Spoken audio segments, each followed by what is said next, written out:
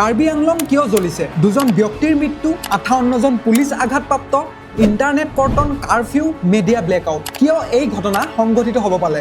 মূলতঃ PGR আৰু VGR অৰ্থাৎ চৰকাৰী গেজিং মাটি বেদখল।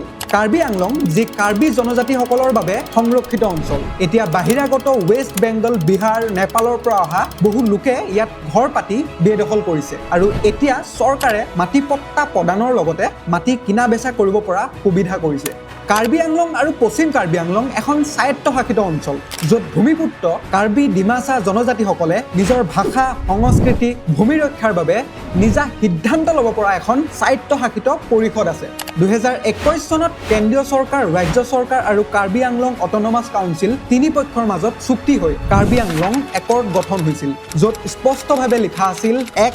জনজাতিসকলে বিশেষ অধিকাৰ লাভ কৰিব, 2. ক্ষেত্ৰখনৰ বিকাশ হ'ব লাগিব, 3. বাহিৰাগত ব্যক্তিসকলক খেদি পঠিওৱা হ'ব। কিন্তু পাছলৈ চৰকাৰে গুৰুত্ব প্ৰদান নকৰাত কাৰ্বিসকলে গণতান্ত্ৰিক আন্দোলন অব্যাহত ৰাখিছিল। যোৱা 15 দিন কাৰ্বিসকলৰ অন্বেষণ আন্দোলন চলি থকাত প্ৰশাসনে নিয়ন্ত্ৰণ কৰিব নোৱাৰাত কণ্ডলৰ আৰম্ভ হৈ হিংসাত্মক ৰূপ ল'লে আৰু যাৰ ফলত জ্বলি উঠিল কাৰ্বি আংলং। এইবাৰ শেষত বাহিৰাগত বিহাৰী, বঙালী দপদপনি দেখি আমিও ভিডিঅ'টো প্ৰস্তুত কৰিছোঁ, যাতে কাৰ্বিসকলৰ সমস্যা অসমৰ প্ৰতিজন ভূমিপুত্ৰই নিজৰ যুঁজ হিচাপে লৈ কাৰ্বি সমাজৰ লগত একেলগে থিয় দিয়ে। ভিডিঅ'টো যিমান পাৰে শ্বেয়াৰ কৰক। জয় আই অসম।